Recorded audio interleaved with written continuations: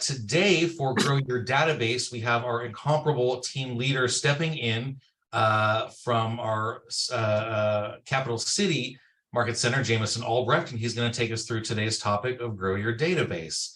Thanks for being here, Jameson. I'll go ahead and turn it over to you. Yeah, absolutely. Thank you, Aaron. I appreciate it, and welcome everybody to the call. Let's see. Let me share my screen with you guys real quick. All right, can you all see my screen? Awesome. All righty, today we're going to learn more about your database, how it affects your real estate business. In the last session, you learned about lead generation. All leads that you gather must go somewhere, must be stored and organized, and that somewhere is your database. You can then leverage your database to cultivate relationships and generate new repeat and referral business. So before we get on, I'm sorry, Aaron already talked about how everyone was doing, so we'll skip over that. Let's talk real quickly about today's agenda. So by the end of the session today, you should be able to identify key information that you'll need for each contact in your database, determine category segments for the contacts in your database, build your business by asking your sphere of influence for referrals. So start thinking about what you're going to learn today, and let's consider what questions that you might have about your database, what you'd like to know more about, and then you can also look back or think back to what you've learned about as far as lead generation in prior sessions, and since you started to learn the basics of the database. So your database is your business. Building up the number of names in it and a relationship with those names is really at the very core of what building a real estate business is all about. That's what Gary Keller tells us in The Millionaire Real Estate Agent. Have you ever thought about your database as being your business? It's true. Right? With no database, you have no business. And the number of names in your database and the relationship you build with those people will determine the success of your business. I can tell you personally, I can't think of a time since I've started using a CRM or a database, and keep in mind, I've been in the business for almost 27 years now, so we used to do it quite a bit differently. But I can't think of a time where I have ever met with a client or sold a house or anything where that client was or that person was not in my database. You're going to learn today how you feed and care for your database. It's going to turn into your data bank, which is something we at Keller like to say quite a bit. And then once that happens, you can predictably draw business from that. So in the previous session, lead generation, you got the first taste of what a database is and talked about a few ways to add people to your database as you move through your day. Today, we're going to be going deep into how to bring you new repeat and referral business from your database. So first, we're going to start with getting a look at the big picture of what a database is and why you should use one. Any questions before we start?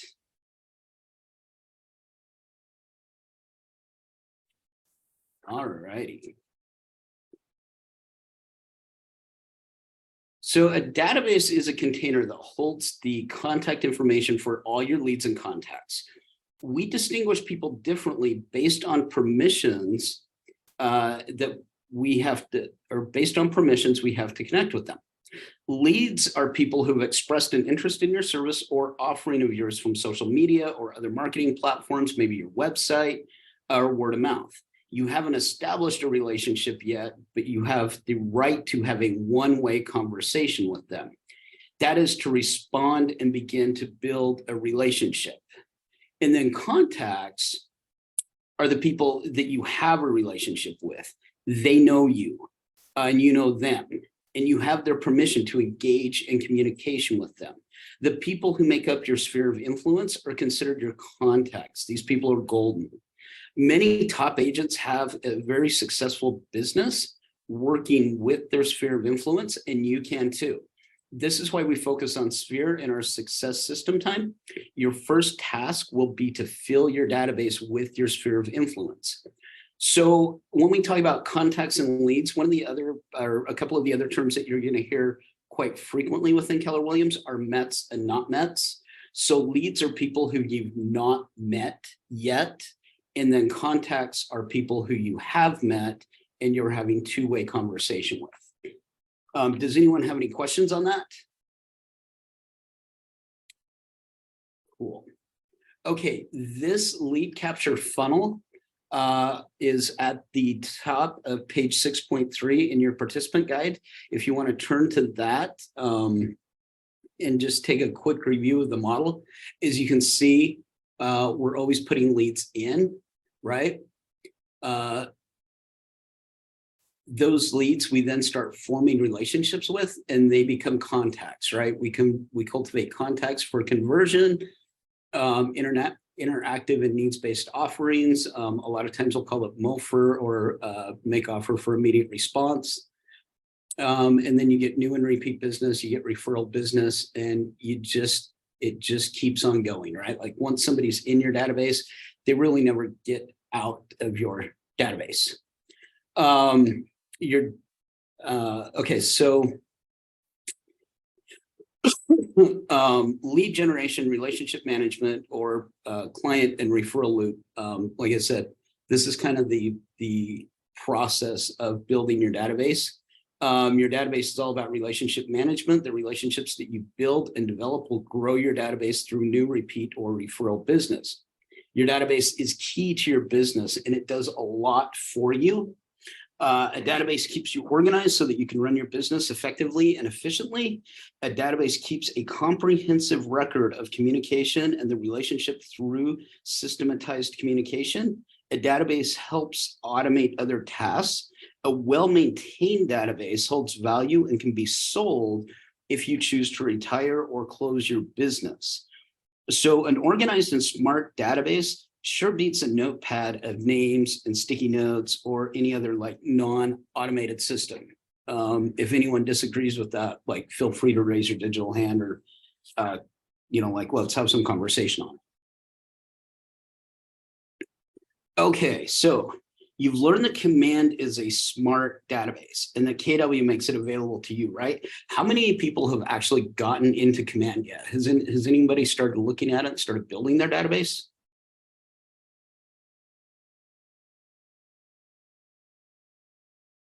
So Command's a few things. Number one, it's a database of names and contact information, like the contacts in your phone, only you've got more information, right?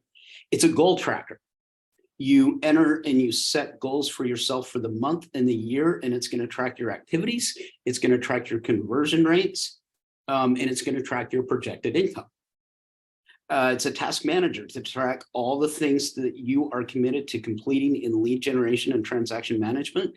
It's a marketing suite for newsletters, postcards, and other mailers, presentations, and social media posts.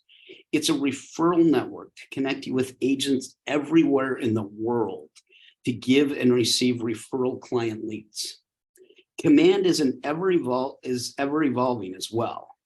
This is a great time to remind you to take the on-demand series called Command Your Business, which is available on Connect, and then refer back to the Ignite reference guide for step-by-step instructions for building your business in Command.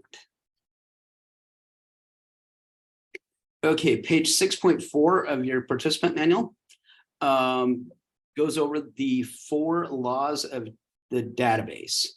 We're not going to cover them yet, as they'll be covered in upcoming slides, but now you know the why of using your database. Remember, your database is your business. So let's talk about how we make that happen. The 4 laws to making your database and business thrive are: number 1, build your database. Number 2, you feed it every day. Number 3, you communicate in a systematic way. And number 4, you service all the leads that come your way. Do we have any ahas so far?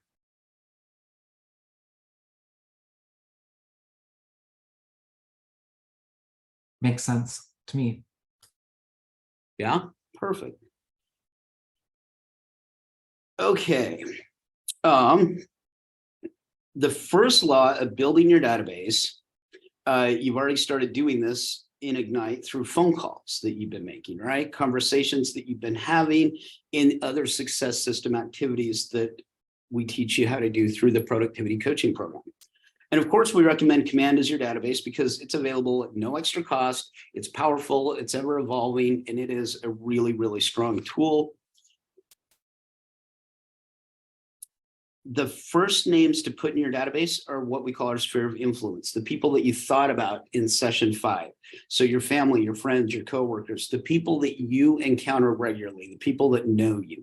There's a basic set of information that you should be gathering from each person. At the most basic level, each contact in your database should have a name, contact information, phone number, email address, and any past record of business with you. There's several ways to add your contacts to Command for the first time.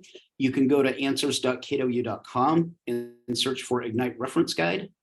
What else may be good to collect your contacts?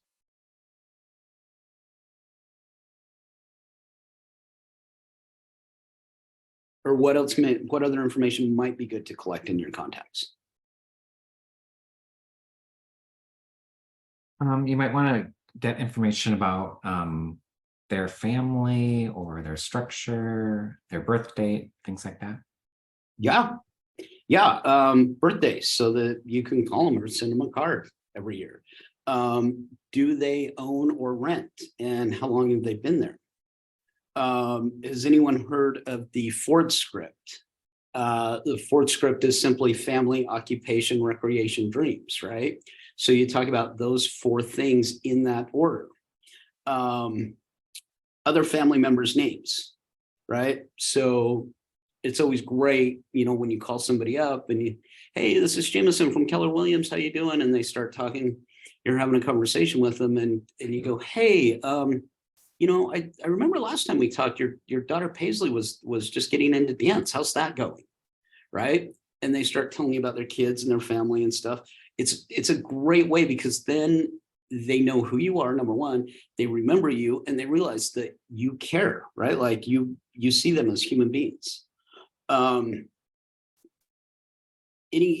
Like there's also like some people will collect like anniversaries, so that they can, wish them a happy anniversary or whatever you want to collect, do it and, systematize and yeah, just, continue to stay in touch with these people. Command makes it easy to build your database, right? So you've got a lot of options. Number one, you can enter the contacts manually in either Command, or you can use the Command app on your phone. You can sync contacts with Command from third-party systems like Google Contacts or iCloud. You can import contacts into Command using the Command import template or an import-export template from another system. You can easily add personal details to each contact. You have the ability to add notes about your communication with them and personalize each with different tags. And Command comes with several built-in tags with the option to customize as well. If you or your MCTT Market Center tech trainer have already led, let's see. I would talk to your Market Center tech trainer and have them show you how to add contacts to Command if you've got any questions. Okay, so check out Command your database on Connect for step-by-step simple instructions, or go to answers.kw.com and search for Ignite Reference Guide. And there's all sorts of resources as far as how to use Command and how to make Command work for your business. And then also don't forget to talk to your Market Center tech trainer. There's also build a $1 million database and your own future within the series named No Ceilings, level up your lead generation. And that can be found on KW Connect. So before we move on, are there any questions or ahas about building a database, why it's important? Not for me. Okay, let's turn to the Feed Your Database page in your participant guide. That is page 6.6. The second database law is to feed your database. Does anyone remember from a previous session what the two pathways for feeding leads and contacts into your database are?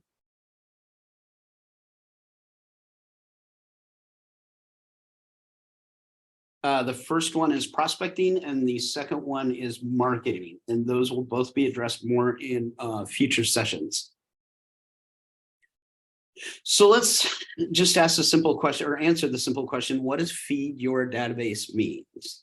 Well, the law is about adding people to your database. Just as we discussed in the last session, first, you add all the people you know, your sphere of influence, and the people that you encounter regularly. You add your dentist, your children's teachers, your coworkers, the people you know from your neighborhood, community groups, stuff like that. The rest you're going to feed comes from what? That's lead generation. Right? In previous sessions, you've learned the difference between prospecting and marketing. You've also explored different ways to prospect in your everyday life and through your sphere. Prospecting is actively seeking leads and building relationships through your conversations. Prospecting is cost effective, and you're able to directly hear if and when the person is able, ready, and willing to do business. Marketing is a passive pathway for feeding your database. You're putting information out in print or social media, for example, and you're waiting for leads to seek you out. Building your database can be accomplished economically by asking everyone you know who they know and who might benefit from your services or may have an immediate real estate need. You've learned earlier that many top agents run highly productive businesses based solely on their sphere. You see, your sphere is your source of new, repeat, and referral business. Remember, this was the client and referral loop of the database model. New business comes when somebody's in your sphere begins thinking about buying or selling, and they think of you, right? Repeat business comes from clients that you've helped in the past who were so pleased with the service and experience you provided that they ask you for it again.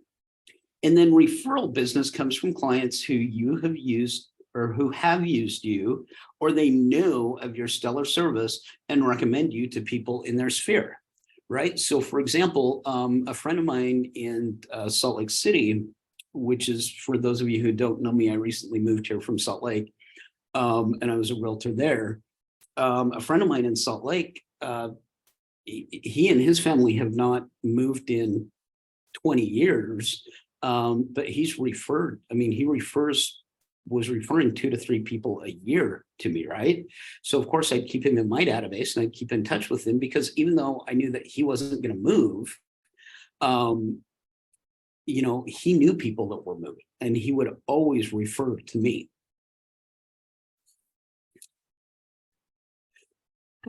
So let's talk about the value of your sphere, right?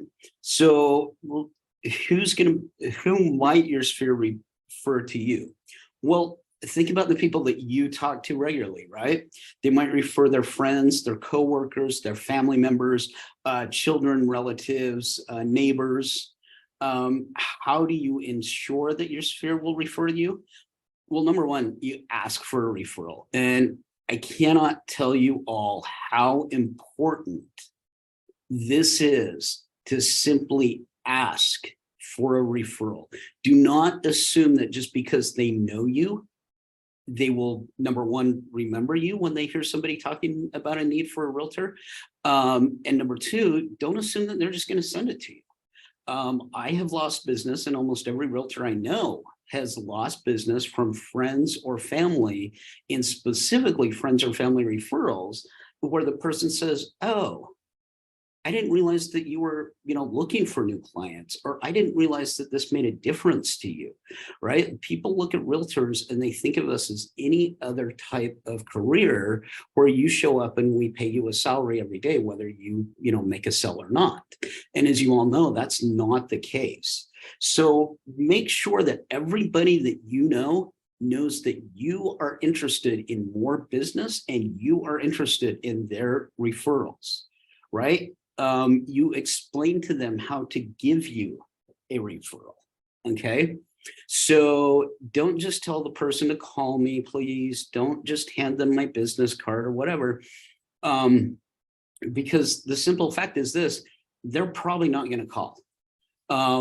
I can't tell you how many business cards I've been through in my life. There's thousands and thousands of them that I've had printed throughout my career. And I can count on one hand the number of people who have called me and said, hey, so-and-so gave me your business card and told me that I should call you, because it just doesn't happen. So you need to explain to your friends and family and SOI members, hey, when you have somebody that's interested in real estate, will you call me and give me their number? You know, give me their name and number? Yes, I will. Thank you. Remember, people want to help you, right? Like it's it's human nature. When somebody calls you up and says, hey, will you help me? Will you do me a favor? You want to say yes, right? Especially if it's like your friend or your family or somebody that you know. You also ensure that your sphere will refer to you by thanking them with the words, and even gifts for a referral. So for example, if somebody sends you a buyer or a seller, you immediately thank them or send them a thank you card or send them a gift card to Starbucks or something like that. Whether it results in business for you or not, that doesn't matter. You do not thank them based on the result. You thank them based on the action, and the action is referring somebody to you. And you will find that you really can easily build your database just by getting referrals from your sphere of influence. The average person has 6 opportunities a year to refer a real estate agent. Most of us don't realize that it's that frequent, but about 6 times a year, the average person hears, a friend or a family member say, hey, we've been thinking about moving, or we really need a bigger house, or our last kid just moved out and now we need a smaller house, right? There's all these life events happening all the time, right? People get divorced. That's the biggest question, is what's going to happen? What's going to happen with the kids? What's going to happen with the house?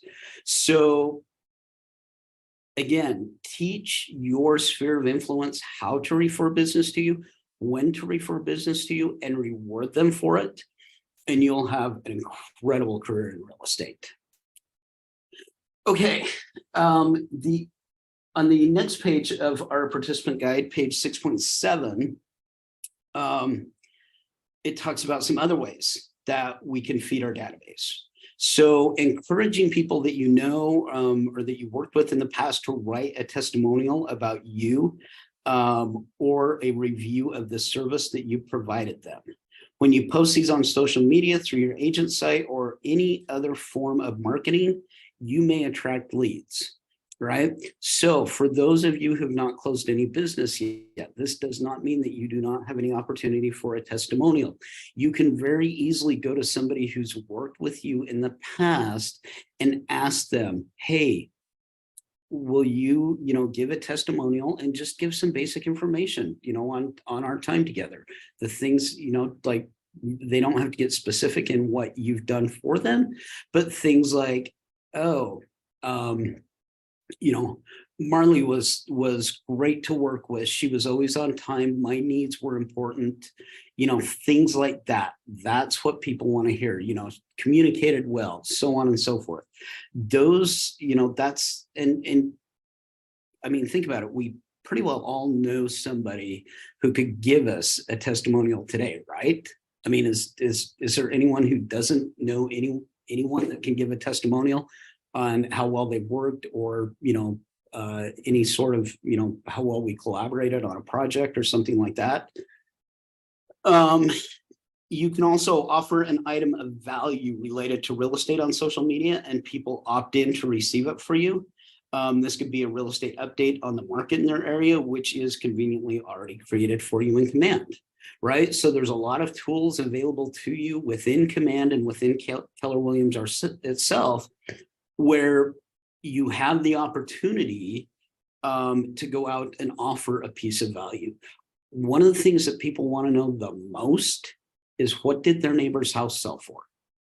So just a simple market update telling people what's happening around them is one of the best pieces of information that you can give, and something that people will immediately see value from. To give you an example, I've been here for 8-9 months. Just the other day, I got a phone call from a friend of mine in Salt Lake saying, hey, I still get those market valuation emails from you. They're awesome. Thank you so much for not stopping that when you moved.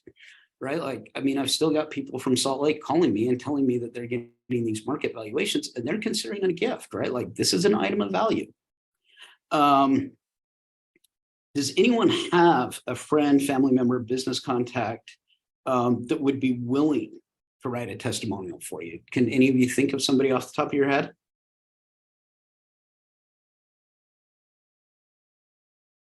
Okay, as you think about it, I'm also going to give you this piece of advice. When you ask a business contact for a review, you need to reciprocate and write a review or a testimonial for them, right? Like Google reviews or Yelp or whatever, that's really big and has been for a number of years, right? Like, that's not going away.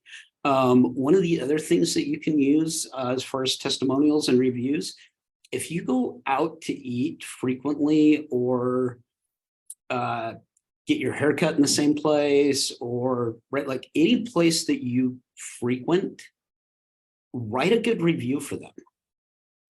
I had an aha in my personal life about 10 years ago.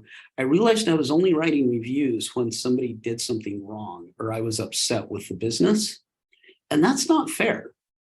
Right. And one of the things that like really slapped me upside the head is one of my very favorite lunch spots in Las Vegas closed. And I used to go to this place for lunch all the time, at least once a week. And it closed. And I was shocked. And this is about the same time that this review aha came to me. And I looked this restaurant up and they had something like 3 reviews.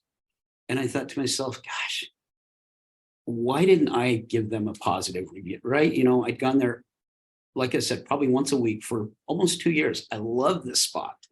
And yeah, like, why didn't I give them a positive review, right? And people will be happy to give you reviews. Again, it should, you know, there should be some reciprocal in there, right?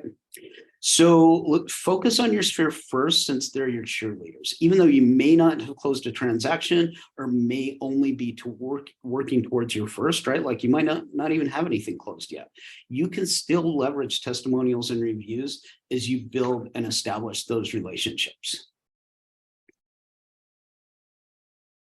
Okay, so you're going to turn to Feed Your Database Testimonials and Reviews on page 6.8. And take a look at this and like think to yourself, you know, think back to your value proposition from day 4, along with any previous job experience, and provide a few examples at this to help yourself, you know, start brainstorming, right? And ask the question, what areas of business or customer service could you ask somebody to provide a testimonial or review? They could talk about your responsiveness, attention to detail, professionalism, empathy, clear communication, anything that would help you in your real estate business. As you think about this, you know, write down 5 names that you can call and ask for a testimonial to, and then make those phone calls this week, right? And then again, when somebody writes a testimonial review for you, number 1, you thank them, and number 2, you do the same for them, right? Like, you express gratitude for helping you to build your business, and then you offer to write a testimonial and thank them as well. And then last but not least, leverage any testimonials or reviews, not just on your website, but on social media, or an even part of like your listing packet or buyer consultation packet when you meet with buyers and sellers. Before we move on, are there any ahas with feeding your database?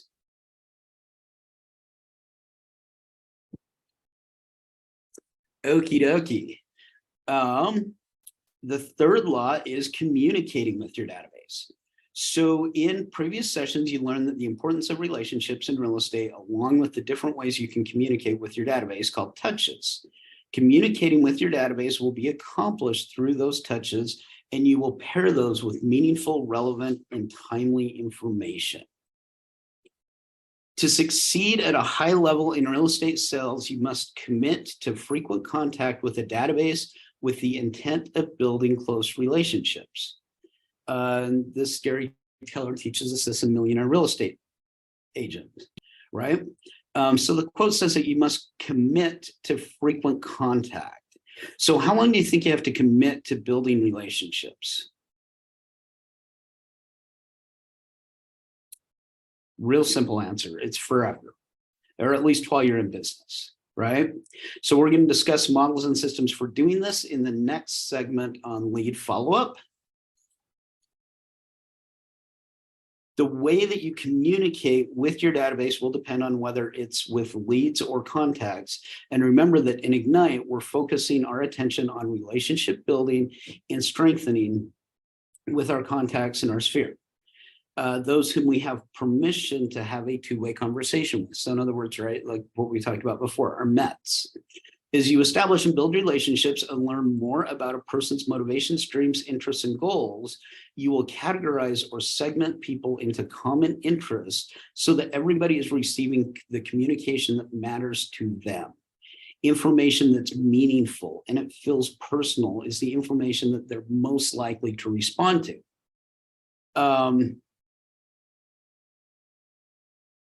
And then you can, in your participant guide, pages 6.9, it talks about communicating systematically. So let's go over some segments or categories that you already naturally have in your database.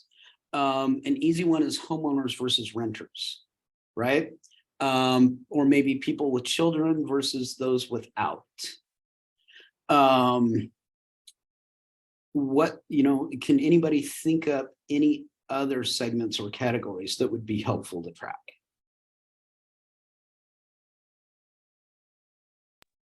Maybe like first time home buyer or seasoned home buyer. Yeah. Yeah, that's exactly right. A first time buyer, is going to need more education as opposed to a second or third time home buyer.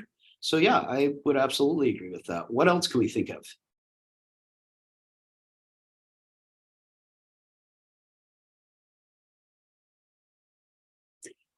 You could do things like a referral source, right? So, maybe you've got an accountant that refers people to you, or an estate planner, or a divorce attorney, or something like that that can refer business to you, right? Like maybe you'll have separate tags for those people. And this more or less depends on how you're going to build your business. Look at the list of people that you've generated. Since people are more likely to respond when the information that you send and communicate with directly impacts them, it's important to purposefully segment your database so that the target message appeals to them. So keep in mind that this is not set in stone. It's flexible and it's going to change as your database and your relationships grow and develop. And people may belong in multiple segments of your database, and that's perfectly acceptable, right? So if you're separating your database into people that are married versus single, and then you're separating into, children versus no children at home, stuff like that, there's going to be a lot of overlap, right? Potential additional segments could include things like client, past client, VIP, or referral client, or specific hobbies or interests, right? So maybe you have a military background and you really want to target your real estate business towards military or veterans, right? You might create a flag for that. So as we go through, as you guys go through your participant guides, you'll see that there's other, it's going to give you some blank space on page 6.9 where you can talk about how you're segmenting out your database. And these are all, there's really no wrong answer here, other than I wouldn't spend an enormous amount of time figuring out, different tags and stuff just yet, because I will tell you that as you start to grow your business and as you start to do more and more business, those are going to change. You'll naturally kind of find a niche that you're gravitating towards, and so those tags may very easily change. But that's no big deal. Right? Like, we're always improving our businesses. Okay, the messaging that you're going to send to segments should be relevant to their likes, dislikes, interests, or based on past interactions with you. Even though the words and topics of your messaging will change, and there are some things that will remain consistent no matter what segment you're communicating with, your messaging should match the motivation of the segment, right? Uncovers if they are ready and willing and in the time frame that they're looking to do business, and that includes a call to action. It elicits an immediate response, either direct or indirect, which we'll talk about more. Tells the person receiving the message how to contact you, and helps the clients know, number one, why they would choose to contact you in the current market, and number two, what they get if they do. Your messaging needs a method, a way to be communicated. When communicating with your database, this will come from targeted marketing known as your touch campaigns. And we're going to dig deep into those in the lead follow-up segment of Ignite.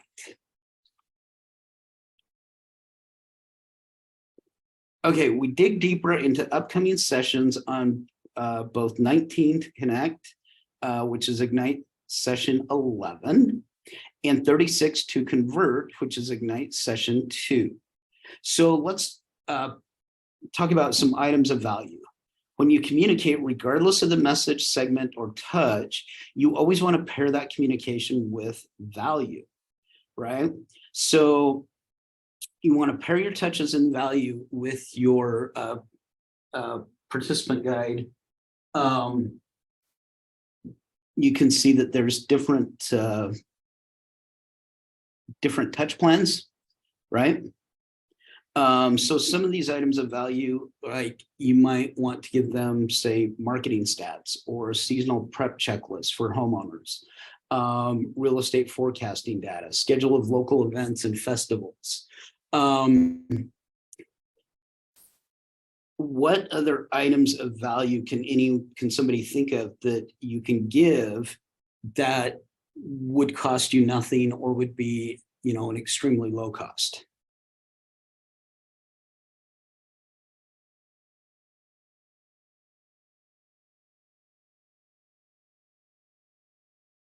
So one of the things that's really good to give is things like local points of interest. For example, I live in Salem. We just had the Oregon Ironman competition this week. If I were selling real estate maybe a couple of weeks ago, I would have put an email out to, my sphere, just reminding them that was happening here in Salem, and, they might be interested, or maybe something about, hey, this is where traffic's going to be disrupted during the Ironman, right? Like, I'm not talking to them about real estate. Now it's going to end at the bottom with something like, oh, and if you know anybody who's looking to buy or sell real estate, I am your local realtor and I'm happy to help you. But yeah, like local points of interest, Chamber of Commerce information is always good. Preferred vendor list, right? Like, people need their roofs clean, they need their yards taken care of, they need their homes clean, they need like all that stuff every year, right? And they don't necessarily know who to use. So if you can provide them with a list of vendors, that's going to be viewed as a value, something that you're helping them get. General property tax information, how to challenge your property taxes, local events. And you can set all these touches up through smart plans and command, and use designs to create direct mail and social media campaigns that keep you in touch in a professional manner. So do we see how a database becomes a data bank when you continually communicate matters of importance to your recipients? Well, what naturally happens as you build a relationship and continue to show value is that the people that you're showing that value to choose to do business with you. And that's really, at the end of the day, what we're after, right? And that's what naturally happens when you build a database, consistently feed it, and you consistently communicate with it. So what happens when you build a database, you consistently feed it, and you neglect the communication part?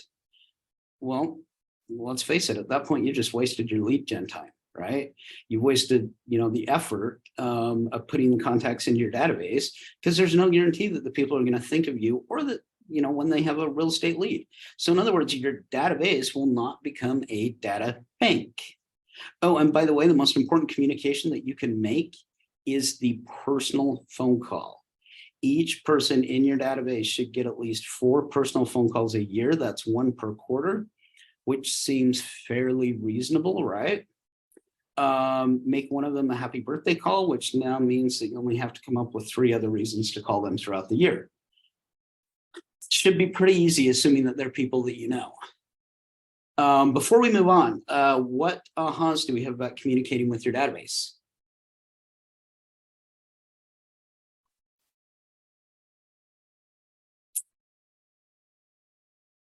Okay, let's talk about servicing all the leads that come your way.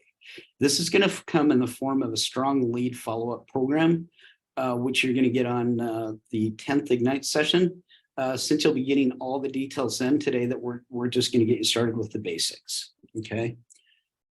So Gary Keller tells us that your job is to build a community and to serve the community. A database is not only a container of information, it's your business. Gary Keller tells us to think of it this way. My job is to connect with you, put you in my database, and be your realtor for life.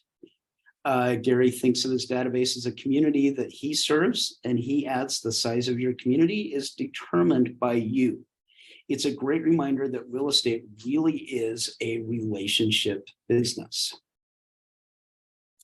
Servicing your leads is a big part of building your community. If you turn to page 611 of your participant guide,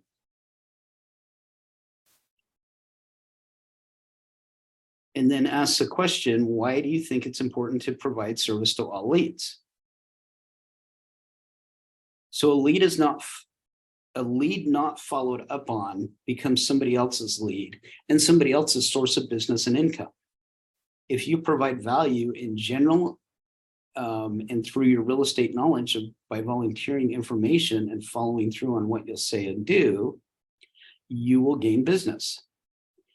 It's important to service all the leads so that you can, number one, know the source. Knowing how the lead was generated will be important for calculating your return on investment for your prospecting and marketing methods. Okay, so you're going to hear it said over and over and over again, know your numbers, right? It's really, really important that you know your numbers. Know where your clients are coming from, because that way you know where to invest your time, money, and other resources in the future to give you the biggest, bang for your buck. You're going to track the relationship. You want to use your database to track conversations, interactions, etc., related to the transaction and relationship that helps ensure your customers are serviced and converted into clients. And then, like we talked about before, you want to reward your referrals. Follow up with and reward the client who referred the new lead. Remember to reward the act of giving you the lead. Don't wait for it to close. The reward will help encourage the behavior, allowing the database to feed itself. Command makes it easy to service all the people in your database with whatever the need is. You may follow up by adding more to the contact record, updating your task, launch additional smart plans, managing your referrals, and design all sorts of marketing materials as well as your website.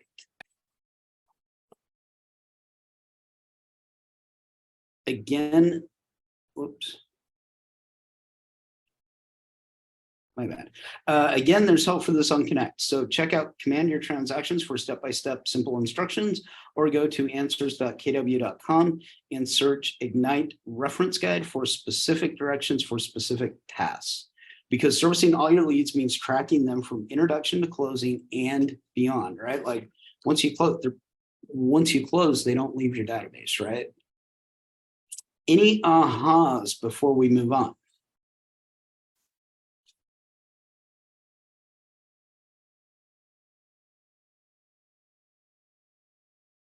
Okay.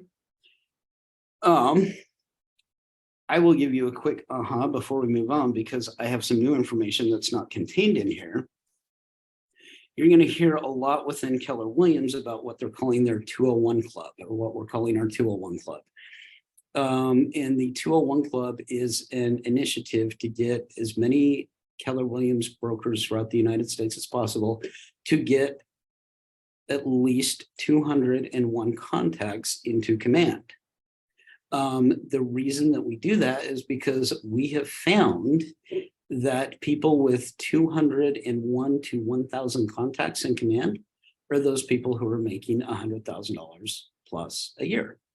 And of course, the more contacts in their database that they have after that, the greater their, or the quicker their income goes up. So this, if you get one thing right through the whole Ignite program, learning how to create and manage your database, how to go back to those people, how to make the phone calls, how to, that sort of stuff, that is the best thing that you can do for your business. Okay, so let's talk about the 4 laws of the database really quick. Again, number 1, we build our database. Number 2, we feed it every day. Number 3, we communicate with it systematically. And number 4, we service all the leads we get. So are you ready to turn your database into a data bank? Do you feel confident about building, feeding, communicating, and servicing your database? You've got the tools and systems to create your business database. You need to understand the value of your database, and you need to commit to maximizing how to use it, and then continue to build and feed your database and begin to communicate with and service the people in your database. An important step to take right now is that you have the understanding and the tools, if you haven't already, is to begin and build and feed your business database. Take action on this today, right? Like go to answers.kw.com, search for Ignite Reference Guide, and see how to sync up all of your contacts and start building your database. Like that, I promise there is nothing more important that you can do to your business right now. Don't get discouraged if your database is not immediately yielding the results that you expect. Don't quit too soon. Sometimes it takes 2 to 3 years to see a significant return. Eventually, your database will start to reward you. It can take over a year of contacting people using a 36-touch campaign to see a consistent result. It's not immediate. And think in a mindset of long term. The National Association of Realtors tells us that currently people are moving about every 7 to 10 years. So keep that in mind. Right? And then come from care. The real estate business is also a relationship business, right? People do business with people they know and trust, and it can take time to establish all 3, especially with a new lead. So, think about that, right?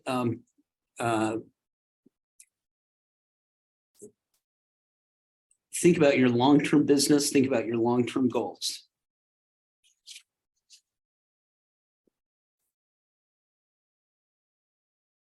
Okay, so as we wrap up our learning session and transition into our success system, what ahas have we had today?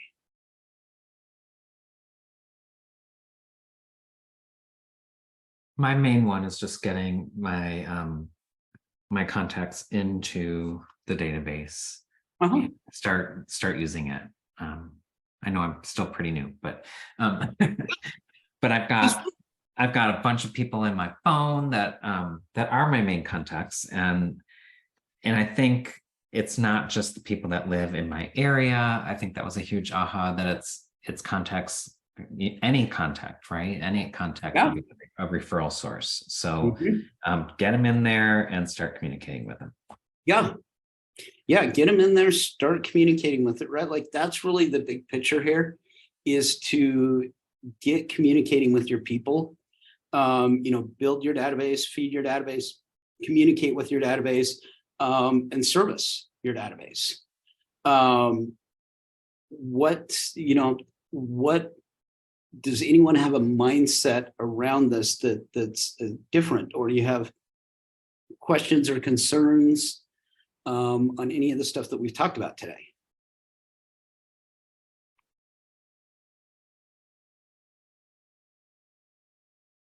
I think you also need to be aware of how often you're communicating, right? You don't want to oversaturate them with all this information. You need to do it thoughtfully and strategically. And I think the approach of the 4 contacts per year is a good one to start managing to, so that you're not inundating them with extra stuff where they'd kind of tune you out. Yeah. Yeah, that's exactly right. And back to which page is it? Okay. Back to like page 6.10, right? We communicate with our leads differently than we communicate with our Mets, right? Look at these communication systems that they've talked about. And start thinking about how you're going to build your smart plans in Command. Both of them have something in common, and that's that, each one of them gets a quarterly phone call, right? Think about, like what sort of things could you email to them bi-weekly, or what type of information could you send to them? What type of events or get-togethers, can you come up with to meet with them in person?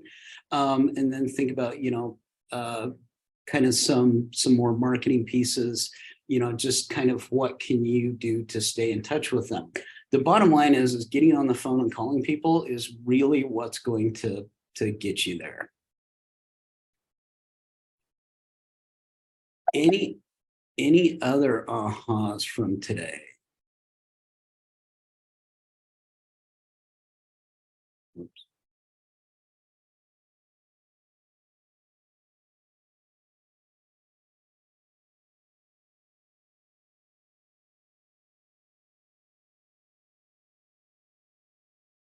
Anyone going to do anything differently moving forward? And I understand that most of you are fairly new to real estate, so you're thinking, well, everything I'm going to do moving forward is different. Right? But really focus on like tools, models, and systems that you're going to be using. Really put some thought into that. That's really important here. All right, everybody. We are wrapping up, so I'm going to let you guys all move on to the success system of making your phone calls and making your contacts. Does anybody have any questions or any final thoughts before we end this?